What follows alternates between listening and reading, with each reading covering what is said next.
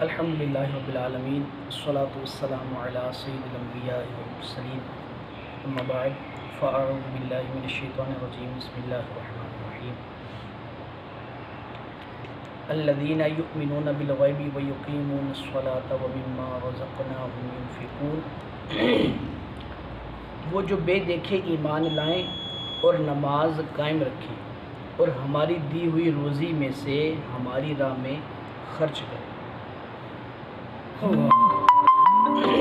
یہاں سے لے کر المفلحون آگے جو آیت کا اگلا حصہ ہے المفلحون، یہ 3 آیات بنتی ہیں اور یہ مخلص مومنین کی نشانیاں اور ان کی باتیں ہیں۔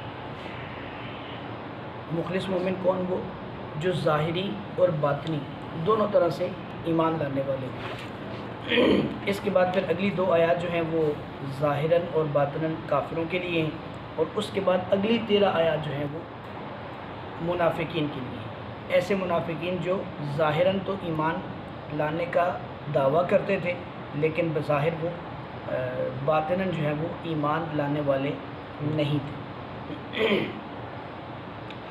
وہ لوگ جو بغیر دیکھے ایمان لائے، یعنی ان تمام چیزوں پر ایمان لے آئے جن کو ہم نے نہیں دیکھا، جیسے جنت، دوزخ، اللہ کے فرشتے، آسمان، کرسی، عرش، یہ ساری وہ چیزیں ہیں جن کو ہم نے دیکھا نہیں، نہ جہنم کو دیکھا، نہ حساب ہونے کے بارے میں ہمیں پتہ، نہ وہ جو قبر میں جانے کے بعد ہمارے ساتھ معاملات ہونے ہیں، ہم نے صرف سنا ہے، دیکھا نہیں۔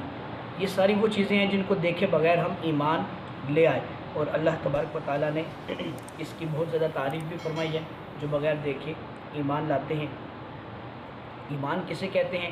ایمان کہتے ہیں بندہ سچے دل سے ان تمام باتوں کی تصدیق کرے جو ضروریات دین میں داخل ہیں۔ کسی بھی ایک ضرورت دینی کا انکار کرنا یہ کفر ہے۔ غیب کیا ہے؟ غیب وہ ہے جو ہم سے پوشیدہ ہو اور ہم اپنے حواس کسے کہتے ہیں؟ جو ہماری حواس خمسہ جسے ہم کہتے ہیں، دیکھنا، سننا، بولنا، چکھنا، چھونا، یہ عقل کی اعلیٰ درجے کی مثال ہے جس کو ہم صحیح کر کے عقل انہی حواس کے ذریعے ہی کسی بھی چیز کو پرکھتی ہے، دیکھتی ہے۔ تو غیب وہ چیز ہوتی ہے جن کو ہم ان حواس خمسہ سے نہ سمجھ سکیں، نہ دیکھ سکیں، نہ سن سکیں، نہ بول سکیں، تو یہ غیب ہے۔ اور غیب کی 2 قسمیں ہیں۔ ایک یہ ہے کہ ایسا غیب جس پر کوئی دلیل نہ ہو، کوئی بھی چیز جس پر دلیل نہیں، اور ایک غیب وہ ہے جس پر دلیل قائم ہے۔ جس کے لیے دلیل نہیں ہے، ایسا غیب صرف ذات باری کے لیے ہی مختص ہے، اس کے علاوہ ہم کسی اور کے لیے اس کو شمار نہیں کر سکتے، اس کو گن نہیں سکتے، جس پر کوئی دلیل قائم نہ ہو۔ اور ایسا غیب جس پر دلیل قائم ہو جائے، وہ غیب جو ہے وہ کسی کے لیے بھی ثابت کیا جا سکتا ہے، جیسے رسول اللہ صلی اللہ علیہ وسلم کی غیب کی خبریں دینا، جیسے انہوں نے جنت و دوزخ کی خبریں دیں، جنت کے اندر کیا ہونے والا ہے اس کی خبریں دی، قیامت کی خبریں دی، اسی طرح اپنے سے پہلی امتوں کے احوال کو بیان کیا۔ تو ظاہر ہے کہ یہ ساری چیزیں کیسے ہوئیں کہ اللہ تبارک و تعالیٰ نے آپ کو ارشاد فرمائی۔ اب اللہ کا ارشاد فرمانا یہ دلیل ہے، لیکن وہ ہم سے تو غیب ہی ہے، ہم نے جنت کو آج تک نہیں دیکھا، لیکن جنت کے سارے معاملات ہم بیان کرتے ہیں، جنت میں آنے والی چیزوں کا بیان کرتے ہیں۔ کیسے بیان کرتے ہیں؟ کیونکہ ہم نے رسول اللہ سے سنا ہے، ہمارے لیے وہ اب بھی غیب ہے لیکن رسول اللہ کے لیے غیب نہیں ہے۔ تو اسی لیے کوئی بھی ایسی چیز جس پر کوئی دلیل قائم ہو سکے، وہ غیب اس کے لیے تو غیب نہیں ہے، لیکن ہمارے لیے وہ غیب ہی ہے، جس کو بتا دیا گیا اس کے لیے غیب نہ ہوا۔ اس لیے اس طرح کی باتیں کرنا کہ آپ کے پاس غیب نہیں ہے، یہ باتیں کہنا یہ غلط ہے۔ جن آیات میں اللہ تبارک و تعالیٰ نے یہ ارشاد فرمایا کہ کوئی بھی غیر اللہ کے علاوہ کوئی بھی غیب نہیں جانتا، تو اس سے مراد یہی ہے کہ وہ غیب جو بغیر دلیل کی ہے وہ نہیں جانتا، لیکن جہاں پر اللہ تبارک و تعالیٰ نے اپنے محبوبوں کے لیے غیب پر کلام فرمایا کہ ان کو یہ بات پتہ ہے، یا یہ بات ہم صرف جیسے وما هو علی الغیب بضنین، اللہ نے فرمایا کہ یہ نبی غیب بتانے میں بخیل نہیں، یعنی یہ بات بتانا ہی یہ مقصد ہے کہ ظاہر ہے کہ ان کے پاس غیب کی خبریں ہیں تبھی تو بتا رہے ہیں، اگر غیب کی خبریں نہ ہوتی تو پھر یہ کیسے بتاتے؟ تو اس لیے اللہ کے محبوب علیہ الصلوۃ والسلام یا اللہ کے محبوب کے محبوبوں کے لیے غیب ان معنوں میں ثابت کرنا کہ وہ ان کو اگر اللہ کی طرف سے کوئی علم، اور یہاں پر اگر ہم یہ کہیں کہ بالکل علم ہے ہی نہیں تو اس کا مطلب کیا ہے کہ ہم اللہ کی عطا کا انکار کر رہے ہیں کہ اللہ ان کو دے نہیں سکتا، حالانکہ اللہ خود اس کا اقرار کر رہا ہے۔ تو جن آیات میں یہ ہے کہ اللہ کے علاوہ کوئی نہیں جانتا تو وہ بغیر دلیل کے نہیں جانتا، لیکن اور کئی آیات ایسی ہیں جس میں غیب کو ثابت کیا گیا ہے، تو اس کا مطلب یہ ہے کہ اللہ تبارک و تعالیٰ جسے چاہتا ہے اس کو غیب کی خبریں عطا فرماتا ہے۔ آگے رب فرماتا ہے وَيُقِيمُونَ الصَّلَاةَ، نماز قائم کرو۔ یہ متقین لوگوں کا دوسرا وصف ہے جس میں نماز کو قائم کرنے کے لیے فرمایا گیا۔ اور نماز کیسے قائم کرنی ہے؟ نماز پڑھنا تو ایک الگ چیز ہے، ہم روزانہ نماز پڑھتے ہیں، 5 وقت کی نماز پڑھتے ہیں، لیکن رب نے فرمایا نماز کو قائم کرو، یعنی نماز کو ظاہراً اور باطناً دونوں طرح سے ادا کرنا، یہ نماز کو قائم کرنا ہے۔ ہم نماز کو پڑھ تو لیتے ہیں لیکن کیسے پڑھتے ہیں؟ خیالات کے ذریعے، اور آنے والے معاملات کو سوچنا، پچھلے معاملات کو سوچنا، اور کئی تو ایسے ہیں جو ماشاءاللہ یہاں پر ماشاءاللہ بھی کہنا چاہیے یا نہیں کہ وہ اپنی دکانوں کا حساب کر رہے ہیں، اپنے کاروبار کا حساب کر رہے ہیں، اور مختلف طرح کی باتوں کو جو ہے وہ معاملات کو کرتے ہوئے وہ نمازیں پڑھتے ہیں۔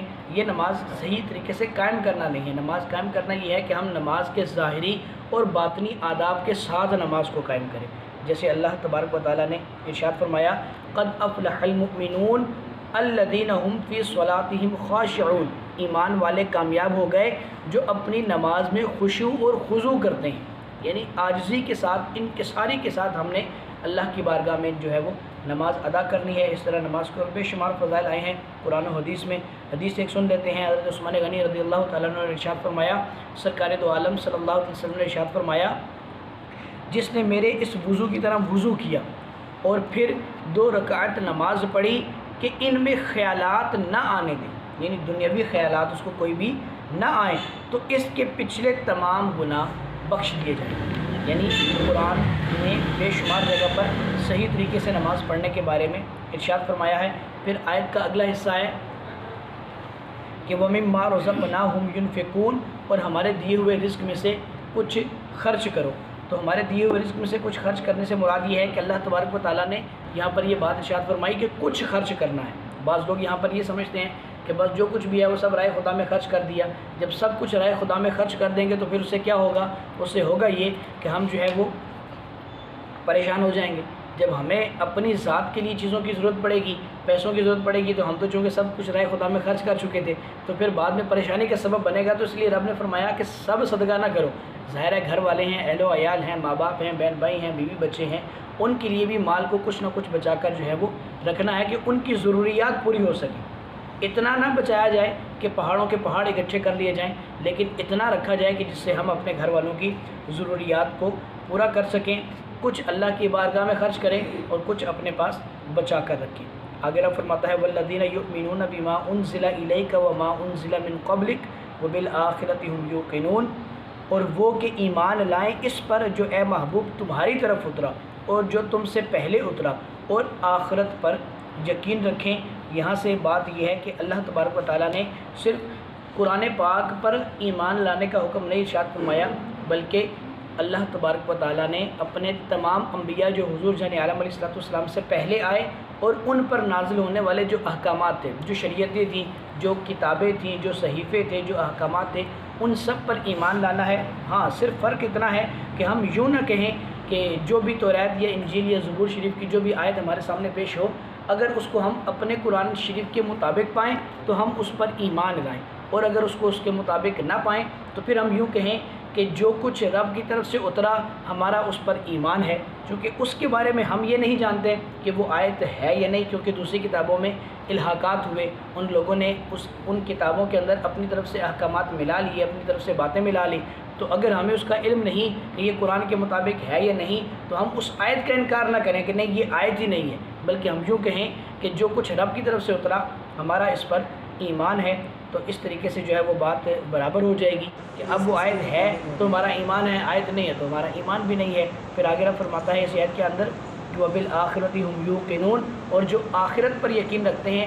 آخرت پر یقین رکھنا، قیامت پر، حشر پر، متقین لوگوں کی یہ صفت بیان کی گئی ہے کہ وہ آخرت پر یقین رکھتے ہیں۔ جس کا آخرت پر یقین نہیں ہے وہ کامل الایمان نہیں ہے۔ پھر آگے رب فرماتا ہے اولئک علی ھدی من ربہم واولئک ھم المفلحون۔ یہ جتنی صفات بیان کی گئی، یہ صفات جس مومن کے اندر ہوں گی، جس بندہ خدا کے اندر ہوں گی، اللہ فرماتا ہے کہ یہی وہ لوگ ہیں جو مراد کو پہنچنے والے ہیں۔ یعنی اصل کامیابی اور اصل فلاح کیا ہے؟ اصل کامیابی اور اصل فلاح یہ ہے کہ ہم اللہ اور اس کے محبوب علیہ السلام پر ایمان لائیں، یہی اصل ایمان کی نشانی ہے۔ اللہ مجھے اور آپ کو کامل الایمان بنائے۔ وآخر دعوانا ان الحمدللہ۔